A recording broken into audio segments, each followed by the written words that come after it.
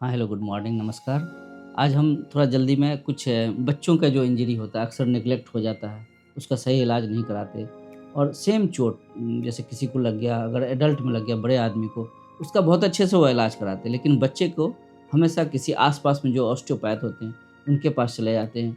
लेकिन हम आपको कुछ चीज़ बताते हैं कि कब उनका इलाज लेना चाहिए, कब उनका इलाज नहीं लेना चाहिए। ऐसे चोट लग गया तो आप उनको दिखा लो, कोई बात नहीं है। लेकिन आपको भी पता रहना चाहिए कि कहाँ तक हम उनको दिखा सकते हैं, कहाँ पर नहीं दिखा सकते। इसलिए कि आपके बच्चे हैं, तो आपको अगर उसका इलाज गलत हो गया है, तो कभी-कभी जॉइंट का चोट ऐसा होता है, जो हमेशा के लिए उस बच्चे का जोड़ खराब हो जाता है, हमेशा के लिए, पूरी ज़िंदगी के लिए। अब अगर लेट से हमारे पास आओगे, तो हम भी उसको ठीक नहीं कर सकते हैं। तो आपको पता रहना चाहिए कि कहाँ पर, किस तरह का, कैसे इलाज लेना है। तो जनरली लोग लोकल ही में करते हैं, तो कुछ चीज़ है जो हम आपको दिखाना चाहते हैं, आपके नॉलेज में उतना सा रहना चाहिए। जो ठीक-ठाक पैसे वाले लोग हैं, जो बड़े लोग हैं, जो शहर में रहते हैं, वो तो कभी भी चोट लगेगा तो एक डॉक्टर बगल में अवेलेबल है, तो वो डॉक्टर ही को आकर के दिखा देते हैं। लेकिन जो गाँव के लेवल पर लोग रहते हैं, अक्सर उनके बच्चे का गलत इलाज हो जाता है और वो उतने पैसे वाले भी नहीं रहते हैं। तो जब वो ख़राब करके आते हैं, तो अब उसका इलाज भी बहुत डिफ़रेंट तरीके से हो जाता है। थोड़ा महँगा हो जाता है इलाज और ठीक भी नहीं हो पाता है। और जो गाँव के लेवल लोग हैं, उसके बच्चे को जब वो बड़े होंगे, तो फिर जाकर के वैसे ही भारी काम करेंगे। तो उनका जोड़ का, उनके हड्डी का तो और अच्छे से इलाज करना चाहिए, ताकि वो जब वो काम के लायक हों, तो उनका जोड़, उनका हड्डी इतना अच्छा रहे कि वो फिर से अच्छे, जिस तरह आप कमा रहे हो, उस तरह आपके बच्चे भी कमा सकते हैं। तो कुछ चीज़ें हम दिखाना चाह रहे हैं। ये मिसाल के तौर पर एक बच्चे का एक्स-रे है। जो लगता है कि ये 10-12 साल का बच्चा होगा, उसका एक एक्स-रे है। मैं समझाने के लिए आपको ले रहा हूँ। तो जब आप एक्स-रे कराएँगे, ऐसे घुटने का एक्स-रे कराएँगे, तो ये एक लकीर दिख रही है ऐसे कर कर के। तो जो बड़ा आदमी है, या तो उसका ये लकीर नहीं दिखता है। तो ये हड्डी आपस में जुड़ जाती है, फ्यूज़ हो जाता है। लेकिन बच्चों में एक लकीर दिखता है इस तरह कर कर। तो कितने लोग तो ये समझ लेते हैं कि यही हड्डी टूटा हुआ है।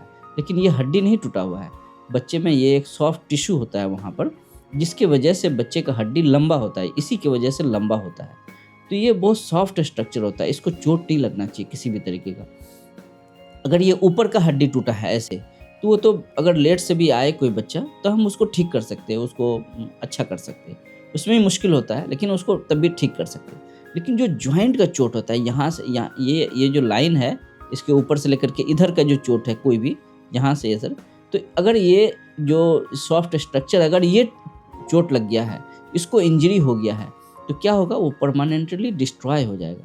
अगर ये डिस्ट्रॉय हो जाएगा, तो जैसे मिसाल के तौर पर इधर का कोई ये इस तरह का सॉफ्ट टिश्यू, ये जो लकीर है, इसके अंदर जो फाइसिस हम लोग बोलते हैं उसको, अगर ये चोट लग गया, इसको डिस्ट्रॉय हो गया है, तो आगे चल के क्या होगा, जब ये डिस्ट्रॉय हो गया और इधर का अच्छा है, तो इधर की हड्डी लंबी होती चली जाएगी, लेकिन इधर की हड्डी लंबी नहीं होगी। तो इस बच्चे का जो प्रोफेशनली जो वज़न, ये जो लंबा होना चाहिए, हड्डी इधर का भी जितना हो रहा है, यहाँ बीच का भी उतना ही होना चाहिए, इधर का भी उतना ही होना चाहिए।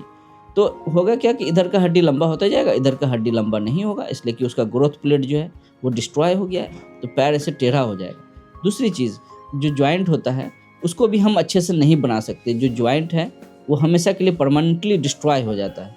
तो कभी भी इसके आस-पास चोट लगे, कोई जॉइंट के आस-पास चोट लगे, तो उसको फ़ौरन किसी हड्डी के डॉक्टर को कंसल्ट करके उनको दिखाना चाहिए। तो यही चीज़ हम समझा रहे थे, इसको ज़हन में रखिए। अक्सर लोग निग्लेक्ट कर कर के आते हैं हमारे पास, तो फिर कोई भी डॉक्टर, कितना अच्छा डॉक्टर है, उसको जितना अच्छा रिज़ल्ट दे सकता है, नहीं दे पाता है। जितना अच्छा ऊपर वाले ने ये हड्डी बना के दिया है आपको, हम नहीं बना सकते हैं।